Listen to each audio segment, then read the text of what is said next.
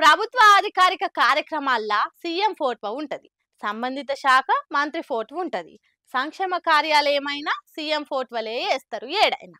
కానీ మా deputy CM Pawan photo కూడా ప్రభుత్వ ప్రకటనలలో ఉండాలి అని గిది చూసి గుస్సా అవుతుర్రట కొంతమంది జన సైనికులు. ఇద్దరు పొత్తుల పుంజు నూతులబడి సచ్చిందన్నట్టు అవుతుంది కదా కూటమి ప్రభుత్వం కథ. ఈయన సర్కార్ కార్యాలు ముఖ్యంగా ముఖ్యమంత్రి మీదకెళ్ళి నడుస్తాయి. అయితే ఇలా ఆంధ్రాల సామాజిక భద్రతా పింఛన్లు కార్యక్రమం సురువైంది కదా. దానికోసం పేపర్లలో చంద్రాల సార్ ఫోటోతో పెద్ద ప్రకటన ఇచ్చింది సర్కారు. అందులో పవన్ సార్ ఫోటో ఏది? పొత్తుల సర్కార్ అంటే పొత్తుల మనిషి ఫోటో కూడా పెట్టాలి కదా. మమ్మల్ని చిన్నతనం చేస్తారా అని కొందరు జన సైనిక్స్ గుస్సా అవుతున్నారట. అయినా ప్రతి దాంట్లో డిప్యూటీ సీఎం ఫోటో ఎందుకు ఉంటుంది? మెజార్టీ కార్యాలన్నీ సీఎం పేరు మీదే నడుస్తుంటాయి. మరి గద్దెలవకుంటే ఆడిపోసుకుంటే ఎట్లా అని కొందరు టీడీ పోలీసు అద్దె చెప్పుకుంటారట.